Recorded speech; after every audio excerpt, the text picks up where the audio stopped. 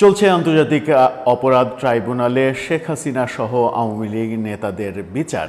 আজকে শেখ হাসিনার এই মামলায়, প্রথম মামলায়, যেটা মানবতা বিরোধী অপরাধের অভিযোগ এনে যে মামলাটা করা হয়েছে, সেই মামলার বিচারের রায় কবে ঘোষণা করা হবে সেই তারিখটা ঘোষণা করার কথা ছিল, কিন্তু সেটা ঘোষণা করা হয়নি। কবে ঘোষণা করা হবে সেই তারিখটা ঘোষণা করা হয়েছে। সেই তারিখটা ঘোষণা করা যেমন হয়েছে, তেমনি শেখ হাসিনার আইনজীবী, যদিও রাষ্ট্র নিযুক্ত আইনজীবী অর্থাৎ রাষ্ট্রেরই একজন, তিনি শেখ হাসিনার ভারতে চলে যাওয়াকে মানে সরকারি পক্ষ যেমন পালিয়ে যাওয়া বলেছেন, সেটার প্রতিবাদ করে এই আইনজীবী বলার চেষ্টা করেছেন শেখ হাসিনাকে বাধ্য করা হয়েছে চলে যাওয়ার জন্য। কারা বাধ্য করলেন? কেন তিনি বাধ্য হলেন? কেন তিনি থাকলেন না? আজকে আদালতে কি হলো? নতুন তারিখ কোনটা ঘোষণা করা হলো? একটু বোঝার চেষ্টা করবে এই ভিডিওতে। থাকবেন পলিটিক্স টিভির নিয়মিত আয়োজনে।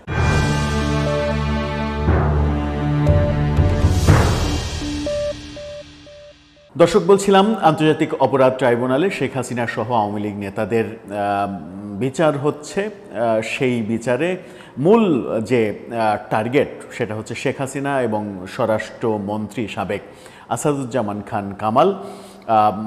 সেই মূল টার্গেটকে কেন্দ্র করেই প্রথম মামলার রায় ঘোষণা কবে হবে সেটার তারিখ আজকে ঘোষণা করার কথা থাকলেও আদালত আজকে ঘোষণা করেননি। আদালত জানিয়েছেন আগামী 13ই নভেম্বর এই তারিখটা ঘোষণা করা হবে যে কবে মানে এই মামলার রায় ঘোষিত হবে। তার মানে আদালত বেশ অনেক দিনই সময় নিলেন। বেশ অনেক দিন যখন সময় নিলেন, তখন এই আদালতে আমরা দেখলাম যে আজকে শেখ হাসিনার পক্ষে নিযুক্ত আইনজীবী বললেন যে শেখ হাসিনাকে ভারতে চলে যেতে বাধ্য করা হয়েছে। বিডি নিউজ এটা নিয়ে একটা ভালো প্রতিবেদন করেছে। বিডি নিউজের শিরোনামটা আপনারা দেখে নিতে পারেন। সেখানে বলা হচ্ছে, হাসিনা পালিয়ে যাননি, চলে যেতে বাধ্য করা হয়েছে আইনজীবী।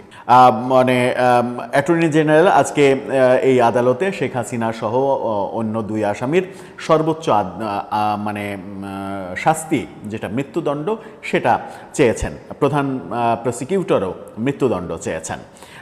তারা আজকে সমস্ত কথাবার্তা শেষ করেছেন। সেই কারণেই গতকালকেই মানে প্রসিকিউশনের একজন সদস্য জানিয়েছিলেন যে আজকে রায় ঘোষণার তারিখ জানাবেন আদালত, কিন্তু সেটা আদালত জানাননি। বিডি নিউজ 24 বলছে, জুলাই গণঅভ্যুত্থানে মানবতা বিরোধী অপরাধের মামলায় যুক্তিতর্ক শেষে অ্যাটর্নি জেনারেলের সমাপনী বক্তব্যের বিরোধিতা করে শেখ হাসিনার আইনজীবী বলেছেন তার আসামি পালিয়ে যাননি, তাকে চলে যেতে বাধ্য করা হয়েছে।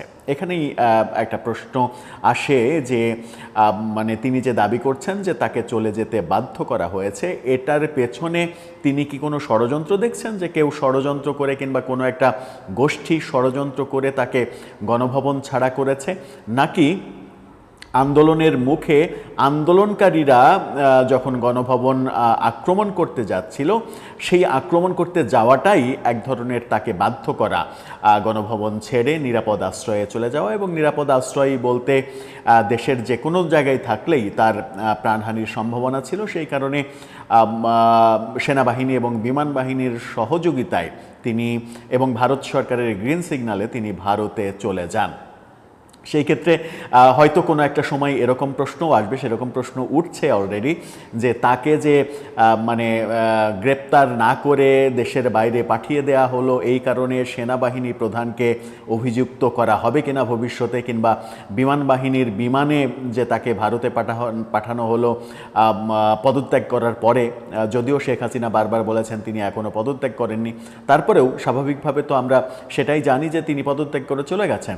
তো পদত্যাগ করার পরে তো তার প্রধানমন্ত্রী থাকার কথা নয়। সুতরাং বিমান বাহিনী রাষ্ট্রীয় প্রোটোকল ব্যবহার করে তাকে ভারতে পাঠিয়ে দিল। এই যুক্তি এনে সেনাবাহিনী প্রধান এবং বিমান বাহিনী প্রধানকেও পরবর্তীতে কোনো একটা সময় অভিযুক্ত করা হবে কিনা, সেই প্রশ্ন নিয়েও কিন্তু সমাজে নানা রকমের আলোচনা রয়েছে। যখন আমরা সেনাবাহিনী প্রধানের ব্যাপারে নানা ধরনের বিষোদ্গার করতে দেখেছি বিভিন্ন পক্ষকে গত 14 মাস ধরে টানা, আদালতে আজকে বক্তব্যের এক পর্যায়ে অ্যাটর্নি জেনারেল বলেছেন কি এমন হলো যে তাকে পালিয়ে যেতে হলো। তিনি বলেছেন যে মানবতা বিরোধী অপরাধ করেছেন তারা, প্রসিকিউশন তাদের বিরুদ্ধে সাক্ষ্য উপস্থাপন করেছেন, তারা জানতেন বিচার হবে তাই পালিয়ে গেছেন। অ্যাটর্নি জেনারেল বলেছেন জানতেন বিচার হবে এই কারণে পালিয়ে গেছেন। অ্যাটর্নি জেনারেল বলেছেন ওনারা সব খবর রাখছেন, জানেন কি হচ্ছে, নিশ্চিতভাবে বলা যায় ওনারা এই ট্রাইব্যুনালে হাজির হবেন না। সন্দেহাতীতভাবে আমরা অপরাধ প্রমাণ করেছি এই কথাও তিনি বলেছেন, বলে সর্বোচ্চ শাস্তি চেয়েছেন তিনি আদালতের কাছে। বলেছেন যেসব সাক্ষ্য ট্রাইব্যুনালে উপস্থাপন করা হয়েছে তার পরিপ্রেক্ষিতে বিশ্বের যে কোনো দেশে যে কোনো আদালতে প্রমাণিত হবে যে মানবতা বিরোধী অপরাধ সংগঠিত হয়েছে। এর মাঝে একটা বিতর্ক তৈরি হয়েছে, সেটা হচ্ছে যে শেখ হাসিনা বিভিন্ন সরকারি স্থাপনায় শেখ হাসিনাই আগুন লাগিয়েছেন এরকম ব্যাপার আদালতে উপস্থাপন করা হয়েছে এবং তার ভিত্তি হিসেবে একটা ফোন কল রেকর্ড উপস্থাপন করা হয়েছে। সেটা নিয়েও যথেষ্ট বিতর্ক তৈরি হয়েছে, কারণ আমরা দেখেছি যে বৈষম্য বিরোধী আন্দোলনের অন্যতম একজন স্টেক হোল্ডার, সামনের সারির একজন নেতা একটা টেলিভিশন সাক্ষাৎকারে বলেছিলেন যে, এবং স্বীকার করেছিলেন যে, বলেছিলেন আমরা যদি মেট্রো রেলে আগুন না দিতাম, আমরা যদি পুলিশ না মারতাম, থানা আক্রমণ না করতাম, তাহলে এই বিপ্লব এত সহজে সফল হতো না, সফল করতে পারতাম না। এরকম বক্তব্যের পরেও শেখ হাসিনাকে কিভাবে এই সব জায়গায় স্থাপনায় আগুন দেওয়ার ব্যাপারে অভিযুক্ত করা হয় সেই প্রশ্ন আওয়ামী লীগের লোকজন তুলেছেন, সেই বিতর্ক চলছে। এই ব্যাপারে শেখ হাসিনা এবং আসাদুজ্জামান খান কামালকে ইঙ্গিত করে অ্যাটর্নি জেনারেল বলেছেন যদি এই আসামিদের মৃত্যুদণ্ড হয় তাহলে অনেকেই প্রতিবাদ করবেন। মানে তিনি বুঝতে পারছেন যে এখানে যদি মৃত্যুদণ্ড দেয়া হয় তাহলে প্রতিবাদ হবে। প্রতিবাদটা কোথা থেকে হবে? খুব স্বাভাবিকভাবেই তিনি হয়তো গেস করছেন যে এই প্রতিবাদটা আন্তর্জাতিক মহল থেকে হবে। দেশে থেকে আওয়ামী পক্ষের লোকজন ছাড়া তো আর প্রতিবাদ কেউ করবে না, কিংবা যারা নিরপেক্ষ অবস্থানে থাকেন তারাও ব্যাপারটার প্রতিবাদ করবেন না, কারণ তাদের নিরপেক্ষতা নিয়ে প্রশ্ন তোলা হবে এবং তাদেরকে খুব সহজেই ফ্যাসিস্টের দোসর আওয়ামী লীগের ট্যাগ দেয়া হবে। সুতরাং সেই ট্যাগ তারা নিশ্চয়ই পেতে চাইবেন না। সেই কারণে দেশে প্রতিবাদটা আওয়ামী পক্ষ, একেবারে সরাসরি আওয়ামী পক্ষ ছাড়া কেউ হয়তো এই সময় করবেন না, কিন্তু ভবিষ্যতে এটার ব্যাপারে নানা রকম যে মানে আলোচনা, তড়িঘড়ি করে রায় দেয়া, এই কদিন আগে সাক্ষ্য গ্রহণ শুরু হলো, নভেম্বরের মধ্যেই রায় দিয়ে দেয়া, এই ব্যাপারগুলো ভবিষ্যতে প্রশ্নের সম্মুখীন হতে পারে। সেই কারণে আমরাও আমাদের এখান থেকে বারবার বলেছি যে আদালতের কার্যক্রম নিয়ে যেন কোনো প্রশ্ন তৈরি না হয়। যেমন এই প্রধান প্রসিকিউটর তিনি এই মানে অপরাধ ট্রাইব্যুনাল এবং বিচার নিয়ে যারা সন্দেহ করছে কিংবা যারা এই আদালতের বৈধতা নিয়ে প্রশ্ন তুলছে তাদের উদ্দেশ্যে তিনি বলেছেন যে এই আইনটি আন্তর্জাতিক অপরাধ আইন 1973 রোম স্ট্যাটিউটের সঙ্গে কম্প্যাটিবল করা হয়েছে, সংবিধান এই আইনকে প্রোটেকশন দিয়েছে। খুবই গুরুত্বপূর্ণ কথা বলেছেন, অর্থাৎ এই আন্তর্জাতিক অপরাধ ট্রাইব্যুনালের গঠন প্রক্রিয়া এবং এর বৈধতা নিয়ে কোনো বিতর্ক নেই, এটা তিনি বলতে চেয়েছেন। কিন্তু মজার ব্যাপার হচ্ছে যে তিনি যখন এই আদালতেই এর আগে যখন যুদ্ধাপরাধীদের বিচার হয়েছে, যুদ্ধাপরাধীদের পক্ষে তিনি যখন আইনজীবী হিসেবে লড়েছেন, তখন এই আদালতের বৈধতা নিয়ে, বিচার কার্যক্রম নিয়ে তিনি তখন প্রশ্ন তুলেছিলেন। এখন তিনি প্রধান প্রসিকিউটর, তার বিরুদ্ধ পক্ষ প্রশ্ন তুলছে। তার মানে হচ্ছে যে এই প্রশ্ন তোলাটা একটা কৌশল এবং এটা ধারাবাহিকভাবে হবে। যখন যার পক্ষে যাবে তিনি বলবেন যে এটা সম্পূর্ণ বৈধ, এটা এইভাবে বৈধ, উদাহরণ দেবেন। যেমন এখন চিফ প্রসিকিউটর দিয়েছেন, এর আগে আওয়ামী লীগের প্রসিকিউশনে যারা ছিলেন তারা বলেছেন। এখন আওয়ামী লীগের সমর্থকরা এটার প্রতিবাদ করছেন। এখন চিফ প্রসিকিউটর যিনি আগে এটা নিয়ে প্রশ্ন তুলেছেন, তিনি নানা ধরনের তথ্য উপাত্ত দিয়ে বলছেন যে এটা এই আদালত নিয়ে কোনো প্রশ্ন তোলার স্কোপ নেই। তিনি বলেছেন যে এই আইনটির 19 ধারার কথা উল্লেখও করেছেন। তিনি বলেছেন যে এছাড়া ভিডিও অডিও যাচাইয়ের ক্ষেত্রে এনটিএমসি, বিবিসি ও আল জাজিরার সঠিকতা যাচাইয়ের কথা উল্লেখ করেছেন। বিবিসি, আল জাজিরা এই সকল গণমাধ্যমের খবর মানে সেটা আদালতে একেবারে মানে সন্দেহাতীতভাবে গ্রহণযোগ্য হবে কিনা সেই ব্যাপারেও অনেকে প্রশ্ন তুলেছেন যে বিবিসি আল জাজিরাতে খবর করলেই সেটা সন্দেহাতীতভাবে মানে গ্রহণযোগ্য হয় কিনা, কারণ আমরা বিবিসি আল জাজিরা শুধু না পৃথিবীর বহু গণমাধ্যমকে বহু সময় বহু দেশের পারপাস সার্ভ করার মতো করে খবর প্রেজেন্টেশন করতে দেখেছি, নানাভাবে বায়াসড খবর তারা প্রকাশ করেছে। এমনকি আল জাজিরার যে সাম্প্রতিক জুলাই অভ্যুত্থান নিয়ে যে একটি প্রতিবেদন, একটি ভিডিও প্রতিবেদন যেখানে অনেকটা এই আন্দোলনের হিরো হিসাবে শিবির নেতা সাদিক কায়েমকে উপস্থাপন করা হয়েছে এবং তার বয়ানে এই আন্দোলনটাকে উপস্থাপন করার চেষ্টা করা হয়েছে, সেটার তীব্র প্রতিবাদ করেছেন জুলাই আন্দোলনের যারা স্টেক হোল্ডার, প্রধান স্টেক হোল্ডার নাহিদ ইসলাম, সার্জিস, হাসনাতরা, তারা কিন্তু প্রতিবাদ করেছেন। তারা একেবারে মানে সরাসরি আল জাজিরার বিপক্ষে বলেছেন যে এভাবে আন্দোলনকে, এই বিপ্লবকে অন্যের হাতে দিয়ে দেয়া এটা আল জাজিরার একটা অপকৌশল, এবং সেই ক্ষেত্রে তারা এটাও বলেছেন যে একটি রাজনৈতিক দল বিপুল অর্থের বিনিময়ে এভাবে বিপ্লবটাকে ডাইভার্ট করে তারা নিজেদের ক্রেডিট নিতে চাইছে।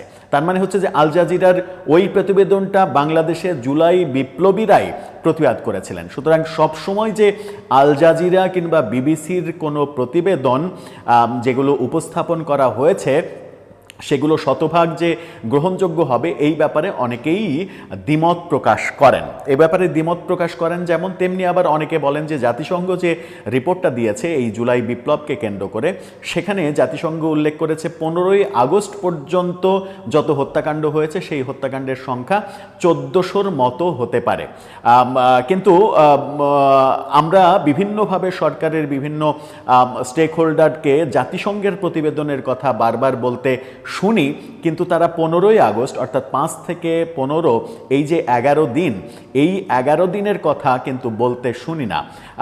যে 1400 জনের তালিকা বলেছেন, আমরা সংস্কৃতি উপদেষ্টাকেও বলতে শুনেছি যে আমি জাতিসংঘের প্রতিবেদনের রেফারেন্সে কথা বলছি। জাতিসংঘের প্রতিবেদনের রেফারেন্সে যদি আপনাকে কথা বলতে হয় তাহলে 5 থেকে 15 আগস্ট পর্যন্ত যে হত্যাকাণ্ডের সংখ্যা সহ জাতিসংঘ 1400 জন বলছে সেটাও তো আপনাকে উল্লেখ করতে হবে। অর্থাৎ 5 থেকে 15 তারিখ পর্যন্ত যে বাংলাদেশে হত্যাকাণ্ড হয়েছে সেটা স্বীকার করে নিতে হবে, এবং সেই স্বীকার করে নেয়ার ব্যাপারটাও আমাদের মধ্যে আছে কিনা, আমরা সেটা স্বীকার করতে চাই কিনা, নাকি সেটাকে ওভারলুক করতে চাই, নাকি সেটাকে ইনডেমনিটি দিতে চাই, সেই ব্যাপারগুলো নানাভাবে নানা দিকে আলোচিত হচ্ছে।